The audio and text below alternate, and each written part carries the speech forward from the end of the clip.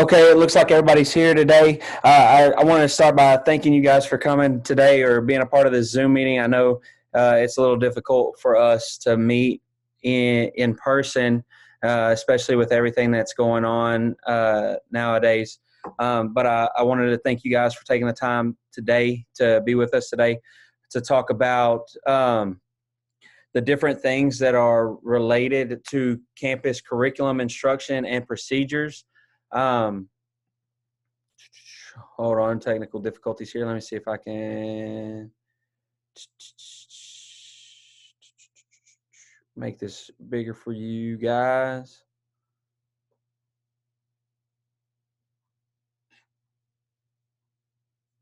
Okay.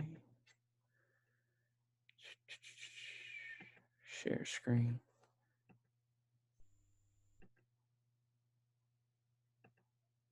All right, just sharing this with you. Today we're going to talk about campus curriculum instruction and instructional procedures.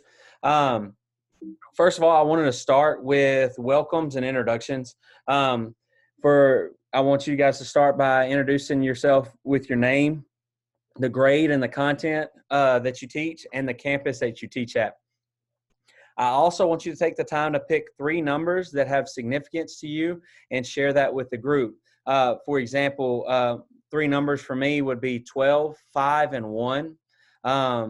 12 is the age when I met my wife. We were in middle school, and we've been together since we were freshmen in high school.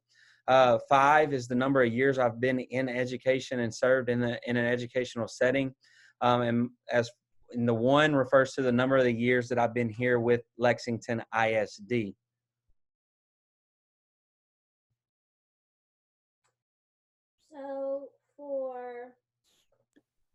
So for me, my name is Brianna Ball.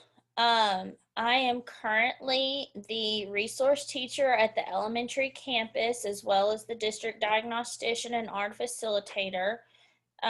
So I service the elementary campus currently. I will be taking over the junior high and high school campus next year. Obviously, it's special education that I deal with. I also have general ed experience, and I'm thinking about the 3 numbers that have significance to me. So I'd have to say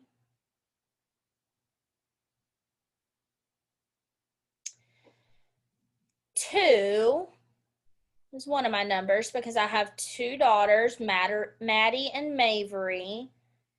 And then 3, because I have 3 different degrees, and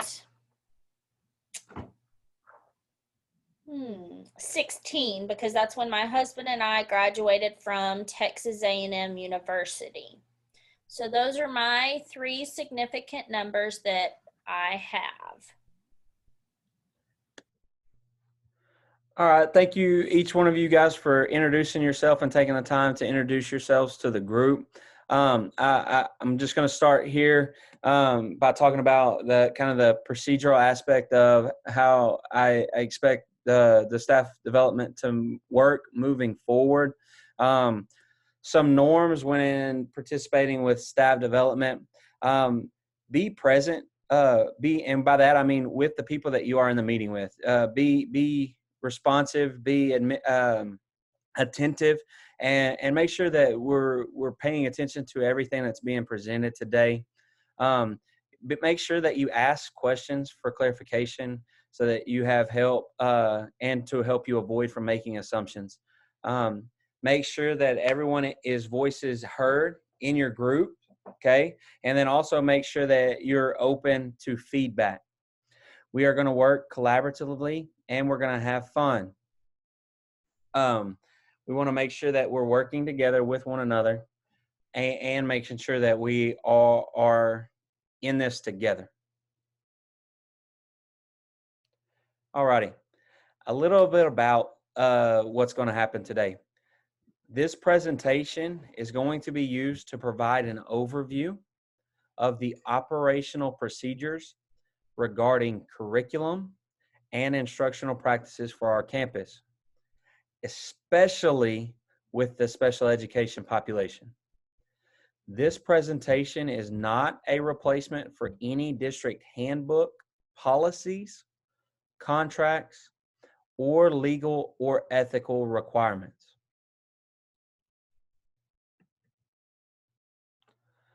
The goal, by the end of this staff development training, we will be able to provide instruction that is based on diverse needs of all of our students, and it's going to be based on campus expectations for lesson planning.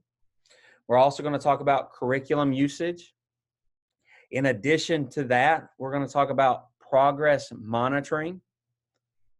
We're also going to talk about PLAF development, and I'm actually going to give you guys an opportunity for that development today in the training so that you can utilize that moving forward. And whenever you leave this training, that you know how to implement that in your classroom and how to develop those PLAF goals while you're using your different instruction and curriculum in your classrooms. Today, in addition to that, we're also going to talk about IEP goals and development of those IEP goals as well. We will not explore how to implement or how to develop IEP goals in this presentation. We will be working in the future to provide a training that assists teachers in developing IEP goals with the assistance of the special education director, art facilitators, and the different types of art committees. Today, we are going to focus more specifically on the curriculum and PLAF development for special education and the process of special education.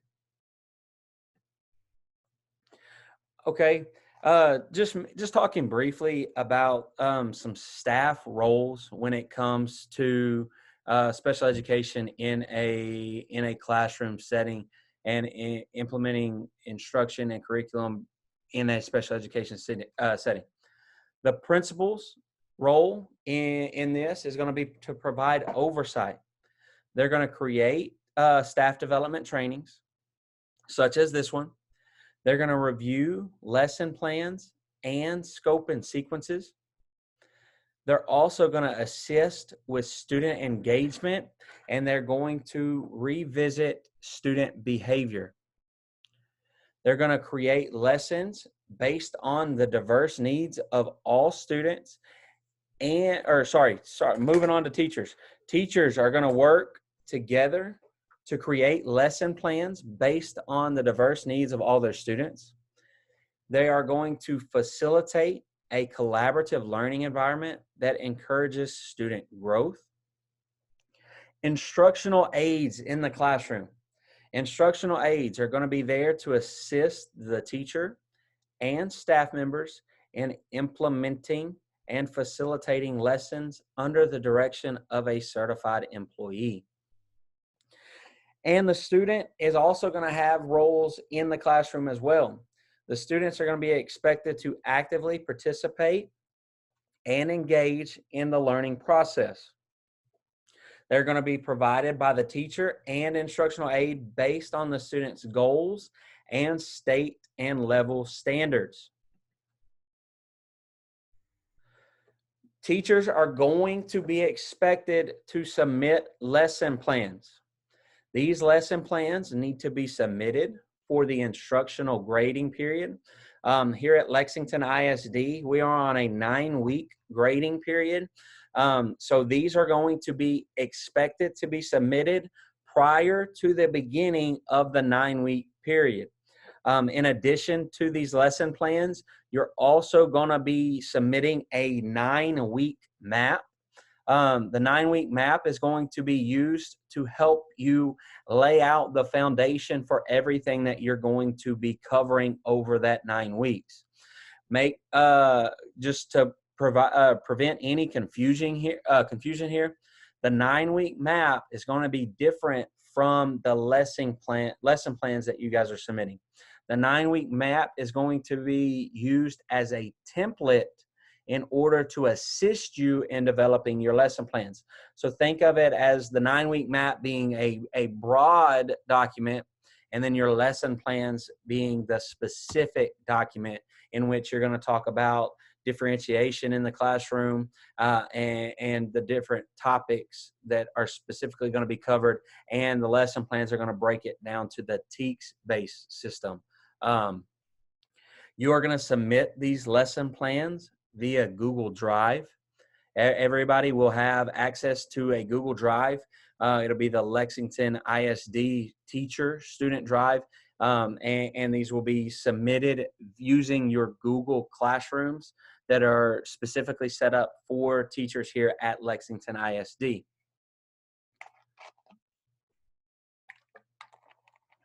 If you need to make a change, or if changes are requested, then the content instructional team will provide specific feedback. So once you've submitted your lesson plans, they're going to be reviewed by the instructional team here at Lexington ISD. And based off of that review, we will provide each of you with specific feedback in order for you guys to be able to adjust those lesson plans accordingly. The review process and how it's going to work. The lesson plans will be reviewed by the content instructional teams, like I just stated. This is again it's not going to be used for a gotcha for percent. It's going to be used just to make sure that everybody is ensuring that their lesson plans fit the instructional scope and sequence that's been adopted by the campus. Again, you're going to be able to provide feedback. We're going to be able to use this to provide feedback to you in order to modify your lesson plans or adjust those lesson plans as needed. Some progress monitoring systems and curriculums. I've kind of broken it down here by grade level and what you should be looking for as far as the progress monitoring system is concerned. For example, from the basic level of education all the way to the 5th grade level of education. So starting in pre-kindergarten, some progress monitoring systems that you may be looking for would be, does a student know what a circle is? And some intervention-based curriculum research is based on the circle. And moving on to the kindergarten aspect of it, some progress monitoring system would be DIBELS, okay? DIBELS, sorry about that. And intervention curriculum research is going to be based on TEKS resource and reading A through Z. 1st grade progress monitoring system, you're going to have DIBELS, and you're going to have Go Math benchmarks for 1st grade. You're also going to have reading A through Z levels and Education Galaxy pre-post test. Some intervention curriculum research is going to be based on TEKS resource. You're going to have readings A through Z. You're going to have Education Galaxy, Go Math, Reflex Math, and Prodigy. 2nd grade progress monitoring system. You're going to have Go Math benchmarks. You're going to have readings A through Z levels, Education Galaxy pre and post test, and some intervention curriculum / research based. So you're going to have TEKS resource, reading A through Z, Education Galaxy, Go Math, Reflex Math, and Prodigy. Some of this is going to advance even to the high school level and especially into the middle school level, grades 6, 7, and 8. There are going to be several of these that reach further into those and even into the high school level. Some progress monitoring systems for the 3rd, 4th, and 5th grade levels. You're going to have Go Math benchmarks. You're going to have reading A through Z levels, Education Galaxy pre and post test. You're going to have STAR benchmarks. The STAR benchmarks will probably be more conducive to the middle school and high school levels. And then you're going to have intervention curriculum research based. These are going to be the TEKS resource, reading A through Z, Education Galaxy, Go Math, Reflex Math, and Prodigy.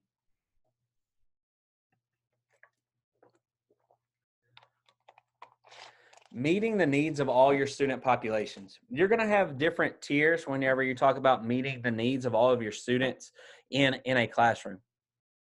The first tier that you're going to run into is going to be the tier that you would use for universal instruction. This is going to meet the needs of 80% of the students that you have in your classroom. This is going to be your typical type of instruction, your lectures, reading reading amongst the class, and your whole group class instructions. The second tier that you're going to run into with meeting the needs of your student population is going to be targeted small group instruction. This is going to be your pullout for your special education resource teachers and different things like that. And it's also going to be the small group instruction that you have in your classroom setting whenever you're talking about differentiation. This is going to be about 15% of all of the students in your classroom. And like we talked about earlier, you're going to have instructional aides in some general education classroom settings so that these students are able, or so that we're able to meet the needs of our students in their least restrictive environment.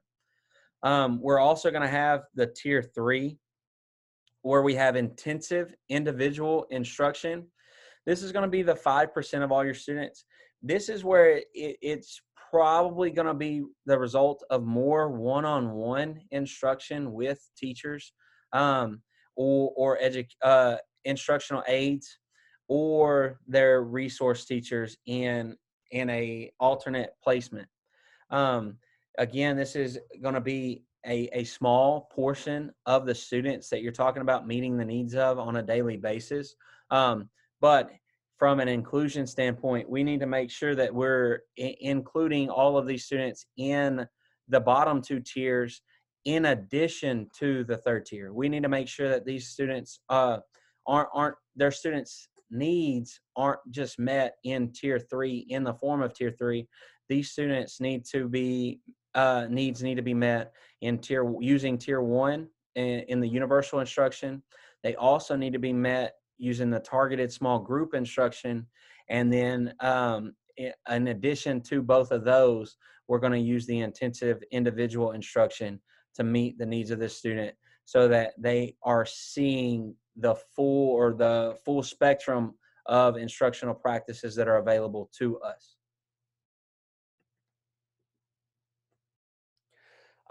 Some differences between special education and Section 504.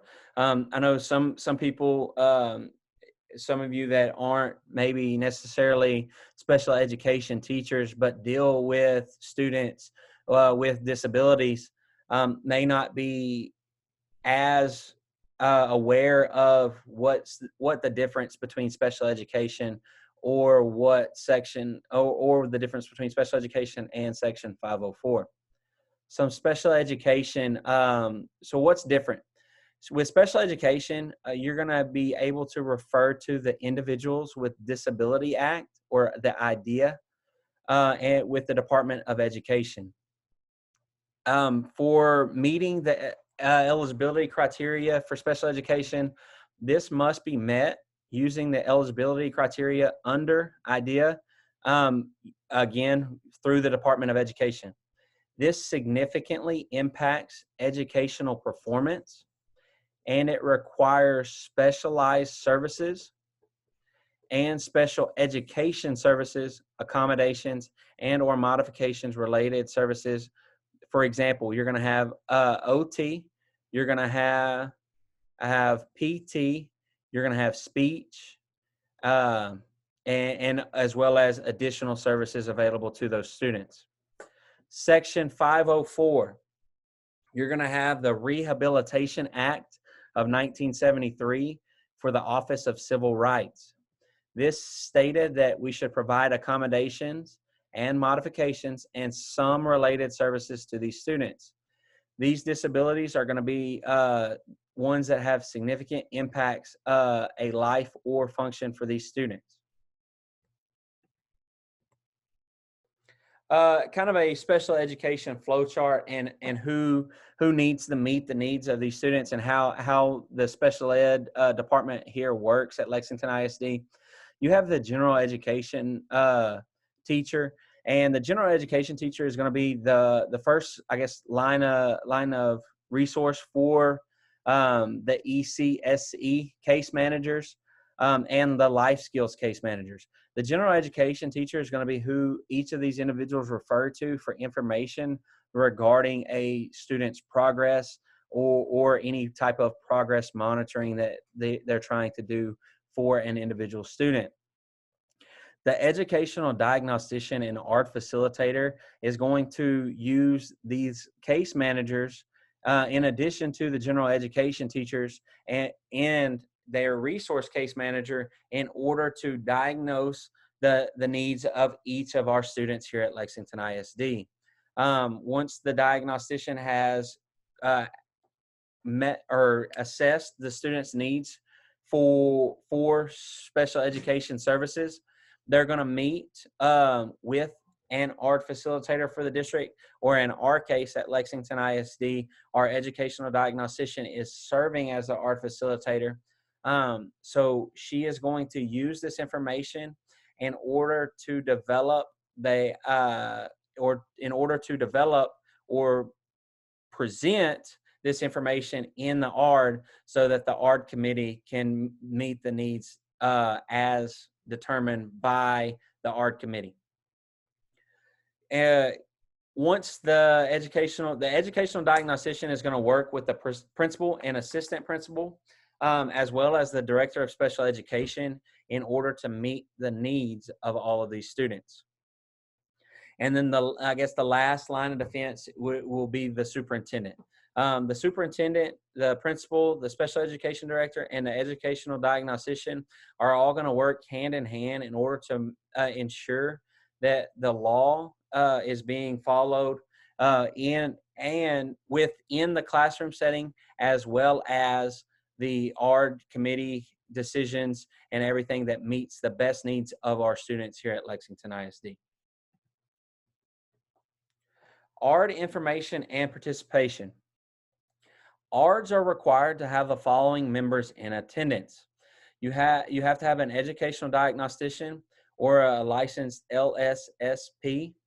You have to have an ARD facilitator. Again, at Lexington ISD, these two individuals are the same person. Our educational diagnostician is our acting ARD facilitator for the district. You're going to have a campus administrator. Generally, here at Lexington ISD, the campus administrator is typically the principal for that specific campus. So here at Lexington High School, the high school principal is going to serve as the campus administrator for the high school campus. In addition, you're going to have a general education teacher that's present. This can be from any one of the students' general education classroom settings. This is typically met with the requirement of a core teacher, typically math, reading, ELA, and sometimes social studies and science. You're going to have a special education teacher that's present in this. Additionally, you could have service providers, you could have OTs, PTs, VIs, AUs, or a speech counselor. You can, if the student is not old enough, you will have the parent involved in these meetings or ARDs.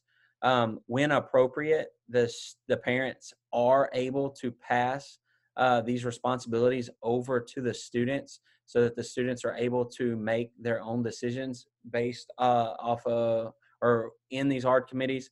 So when appropriate, students are also able to attend these meetings and take ownership of these meetings once they have reached the age of 18.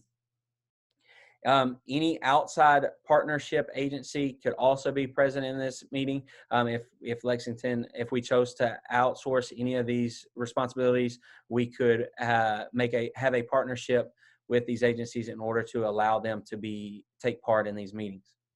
Some required components when it comes to ARD committee meetings, you're going to have every IEP is going to contain an eligibility and testing information. We're also going to use a current PLAFT and student goals. We're going to use core curriculum, state assessments and information, and we're going to have district assessment information. Some district assessment information that we're going to use here at Lexington ISD. We're going to use student STAR results in addition to their student benchmark results.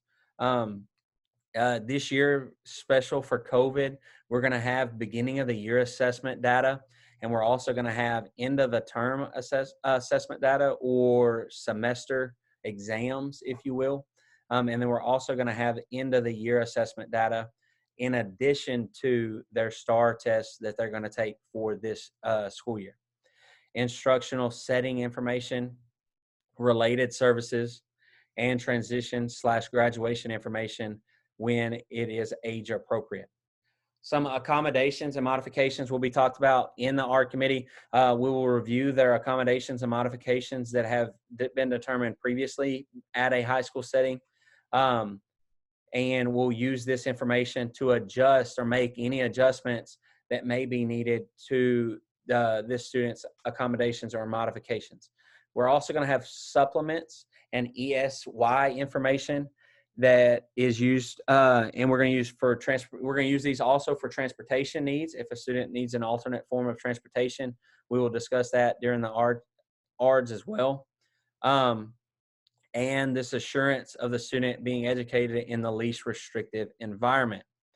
So if you were serving in an ARD committee, what would your role in an ARD committee be based off of your current position?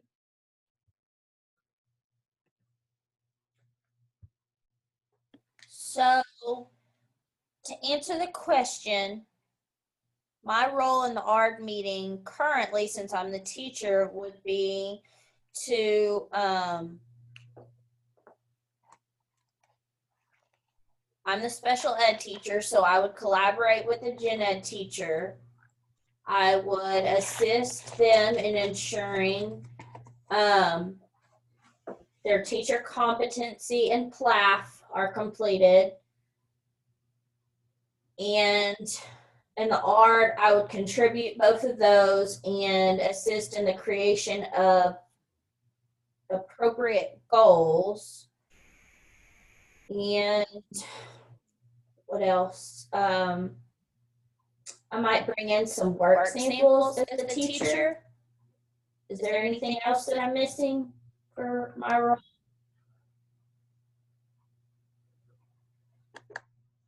No, you're pretty spot on with the different roles for a teacher in an ARD committee. The one thing that you need to remember when you go into an ARD committee meeting is that they are 100% confidential, and we at Lexington ISD will read the confidentiality statements just to ensure that we are reiterating this to our teachers, and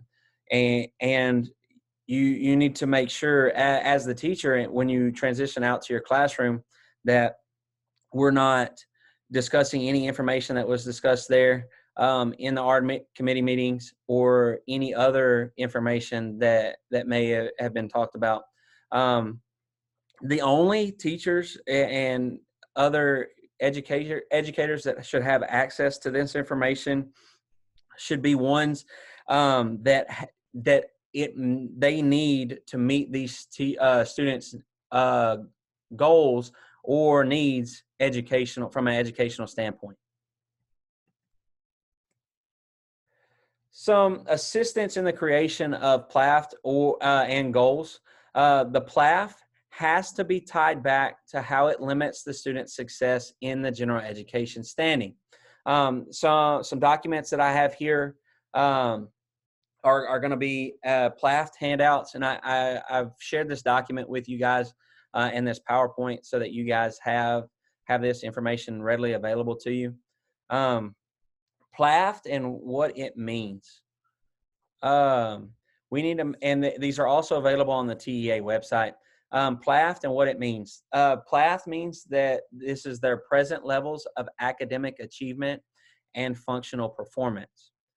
This describes the individual strengths and critical needs of the students in relation to assessing and mastering the general curriculum. It considers the factors related to the student's disability and their impact on how the student learns and demonstrate what he or she knows. Understanding PLAFT statements. The PLAFT is the only section of the IEP that contains data showing a student's present performance and thus is vital when determining the student's current areas of needs. The PLAFT should provide information on the student's current performance in both academic grade level and standards and or functional skills. In addition, the PLAFT needs to identify what is keeping the students from assessing the general curriculum and need. And it needs to allow the ARD committee to determine what the student can reasonably be expected to achieve within 1 year. It can be objective and data driven. So, for example, we're going to start with where the student is now. Once we figure out where the student is now, we're going to develop PLAFT statements. So, using this PLAFT statement, we're going to meet the critical needs of the students. And in 12 months, we are hoping that we can measure annual goals on where the student can reasonably be expected to be. Some legal requirements. Some general legal requirements as used in this part. We're going to be used in this part. The term Individualized Education Program, or IEP, means a written statement for revised in a meeting in accordance with Section 300, 320 through Section 300, 324, and that must be included.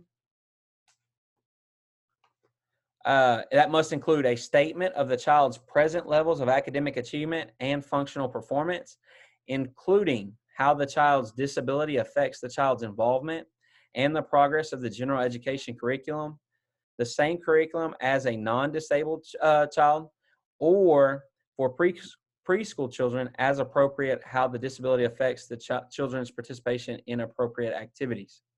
Some data sources for this information. You're going to have SPED assessment, progress reports, work samples, behavioral data, parent feedback, standardized tests, formative assessments, anecdotal records, running records, statewide test, benchmark test, teacher-made test, observations, checklist, and discipline referrals. Writing PLAFT statements. When to write a PLAFT statement. All students who receive special education services must have a PLAFT. PLAFT statements include the information that drive the goal creation. The PLAFT is the foundation for the rest of the ARD document. Areas identified in the PLAFT as areas of need must be addressed in one or more of the following ARD sections. They must be addressed in annual goals, the special education program and services, and supplementary aids, services and supports, and secondary transition services. Some individualized education program, or IEP, annual goal development and IEP question and answers can be available using this QR code. We don't have time to visit this document today. I've provided this QR code so that you can visit these documents later whenever you have time at the conclusion of this setting. And then specifically designed instruction, a resource teacher. This is going to be a QR code that you can go to visit specifically designed instruction for resource teachers. Some example sentence starters when writing PLAFT documents. You're going to have the student's name is you're going to have the grade level that the student is currently in. You're going to have his or her areas of needs, including in the academic functional area. These are going to be specifically related to their critical needs based on the data sources that you have used. He or she is going to meet specific grade levels of functional skills, and the student can do and includes the baseline data indicates. Moving on, we're going to talk about a little bit more in detail what the PLAFT is used for, and how that you guys can take this into your classrooms. The PLAFT is another special education acronym that stands for Present Levels of Academic Achievement and Functional Performance. Simply put, present levels answer the questions that can this student do and what does he or she know right now. Again, talking about the PLAFT, it's going to focus on academic achievement and functional performance. What parents need to know when talking about a PLAFT: don't get overwhelmed by the data found in the evaluation reports. If you don't understand the results of your child's testing, ask someone to sit down with you prior to the ARD meeting and explain the results.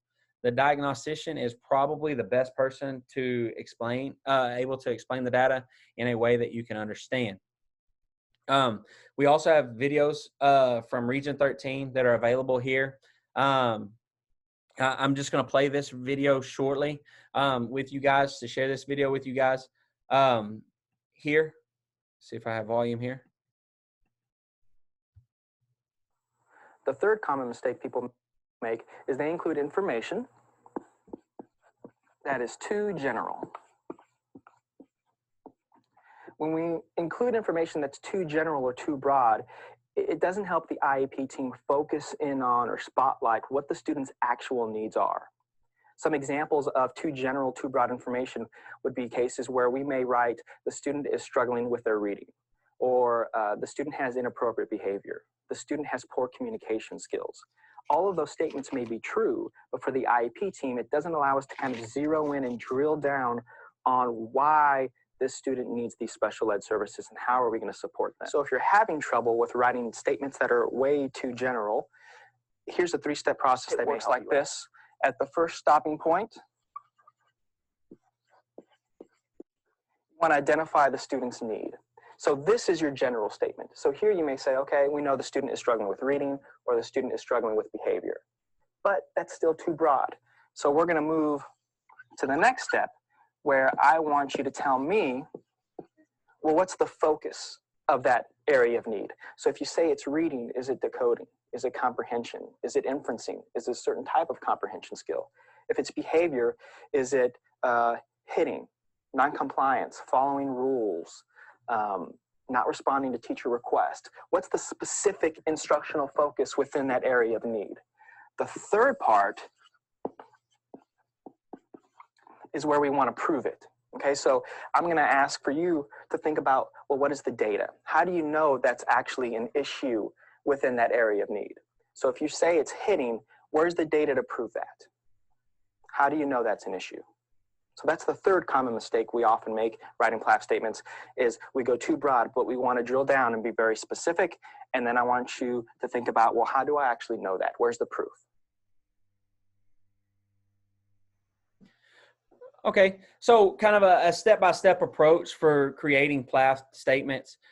You need to ask yourself these questions and then write down these answers. What is my child's response to academic instruction? What programs, interventions, or accommodations are successful with this child?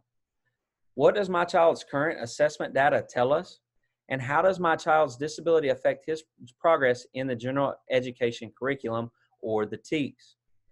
Identify these skills, the skills that you believe should be a priority for the upcoming school year, and determine your child's PLAFT and write a present level statement for each skill listed.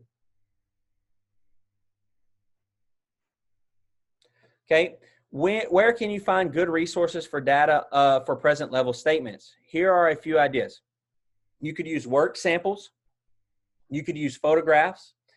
You could use videotape, behavioral data, parent communication, standardized assessments, anecdotal records, narrative records, and statewide assessments, or the STAR test. You can also use benchmark assessments and teacher-made tests.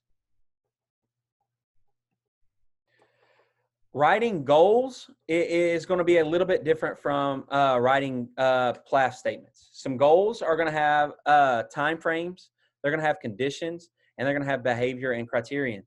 Writing goals, talking about writing goals, once the ARC committee has reviewed your child's PLAF, the team should be clear about what your child can do and where your child needs help. Based on this information, you and the ARC committee will write a new set of goals for your child for the next school year. Simply put, an IEP goal is a target for your child that your child will learn in the school year, and annual goals identify the areas in which students with disabilities, needs, special education services, or specifically designed instruction. The purpose of these IEP goals in all education services is to assist the student in assessing and progressing in the general education curriculum. Your child's IEPs may include two different types of goals: academic and standard-based goals, which are directly linked to progress towards enrolled grade level content standards, and or functional or non-standard based goals, which assist the student in assessing and enrolling grade levels content standards.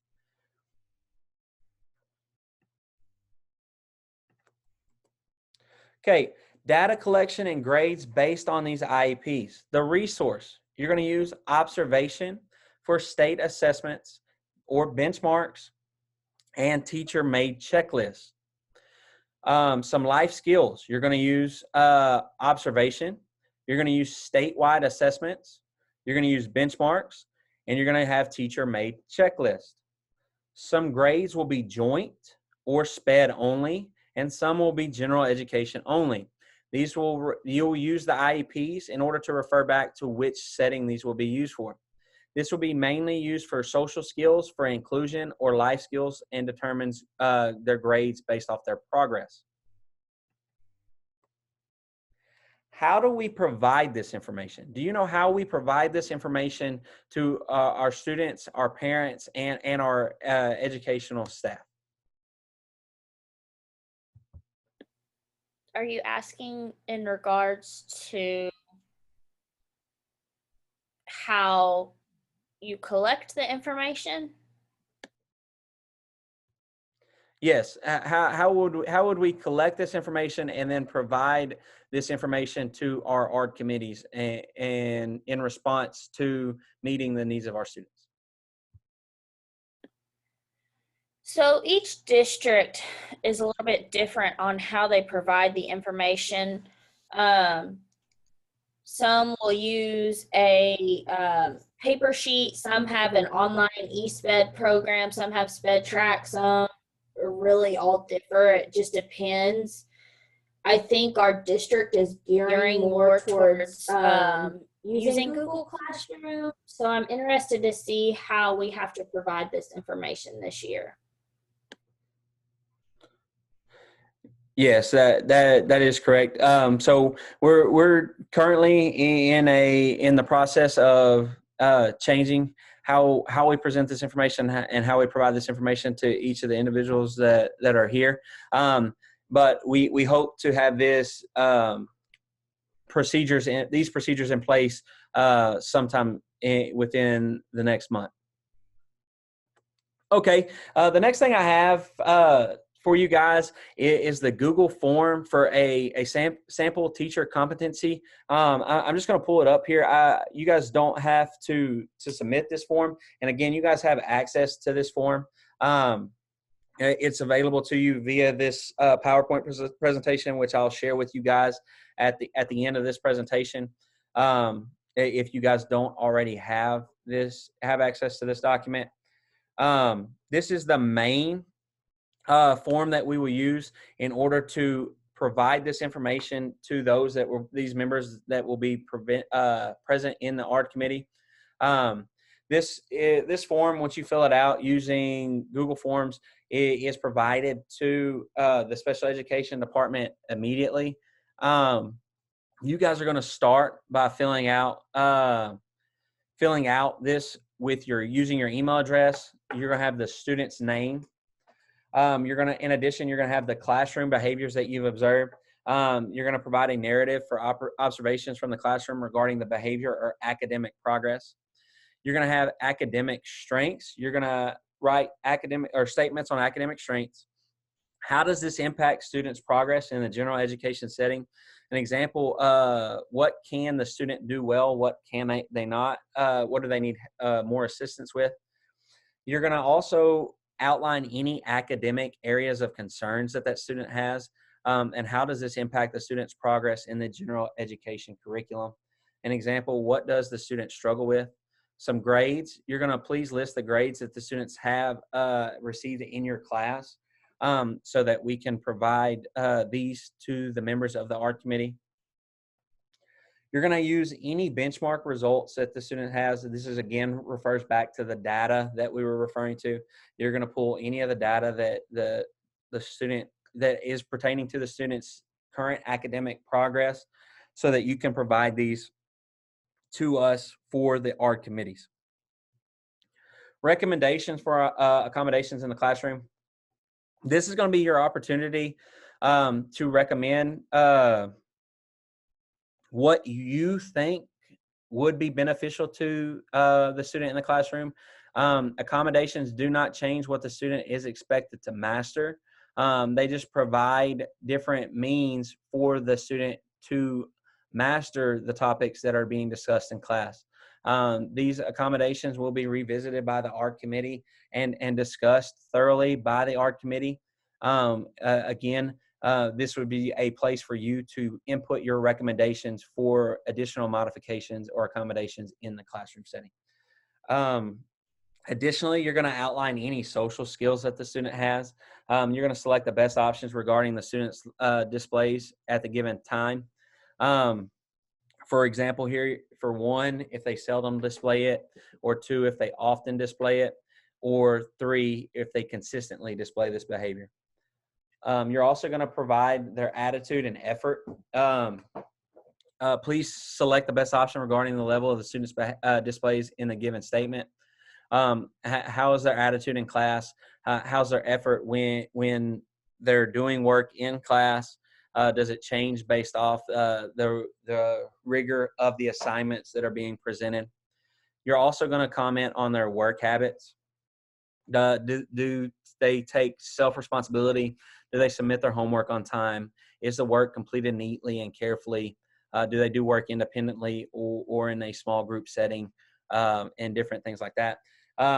You're also going to be asked to submit how these students are supposed to be taking your STAR test, whether it be via online or paper. And then you're going to be asked for STAR accommodations, and what accommodations that we could provide these students in order to assist them with taking the STAR test. So there's an additional space here provided for notes and comments for electronic signature and teacher name, so that you can sign this so that we know who has submitted this document. Okay. The last thing that we have here today is practice makes perfect. I truly believe that in order to get good at what you're doing, I think it's important that you practice it first. So I'm gonna provide you with a scenario here, and I'm gonna ask you guys to develop a PLAF statement and a goal based on this scenario, so that you guys can take this training and use it in, or this professional development and use it in your classroom. You're going to turn it in with me at the school 2 days from now, so that I can review it whenever we return to campus. Joe is a 4th grade student with specific learning disability in basic reading skills, in reading comprehension and reading fluency. His most recent FIE was completed in the 2nd grade and determined his general intellectual ability to be an 89. He currently has the following grades. English Language Arts is a 45. Math is an 80. Science is a 76. And Social Studies is an 89. The student has not been participating in group activities and is beginning to have office referrals due to behavioral concerns. On his most recent STAR test, he did not meet the grade levels standards in reading. However, he met the grade level standards in math and is currently reading in a late first grade level. He was, however, able to participate in general education setting for mathematics as he is on grade level for that. Again, you guys are going to use this scenario, and you need to save the scenario. I will send this scenario to you and share this with you. You guys are going to develop class statements and goals in order to submit them with me in my office. 2 days. You have 2 days to complete this. Since we're currently on Thanksgiving break, I'm going to give you until Monday to submit this. So you'll submit this first thing Monday morning in my office once you've developed your class statement and goal, so that we can review and that you can continue this practice and utilizing this practice in your classroom. So how does this affect my classroom practices? Why is this important for my classroom setting? Do any of you know why this or how this is important or how it affects your classroom practices? So this is mainly important due to the fact that students' present levels affect how they access the general ed curriculum, correct? Yes, that is right. It's going to be assessing students' needs based off of their general education curriculum. That is correct. Yes. Which of the following is not an instructional accommodation? A, increased wait time.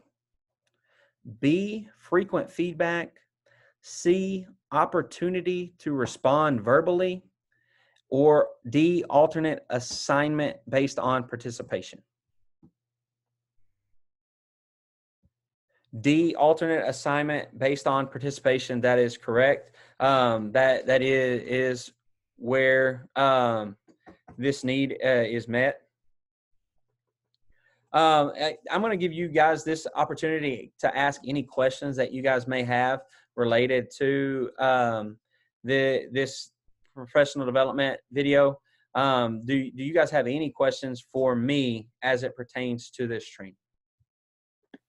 So when talking about the teacher competency Google form, how much in advance do we need to turn that in prior to the ARD meeting? When filling out the teacher competency form, we ask that you submit that 1 week ahead of time so that they have time to review this information or anything that's in this Google form, or they can send it back to you for anything that may have been missed or anything that needs to be adjusted in this setting.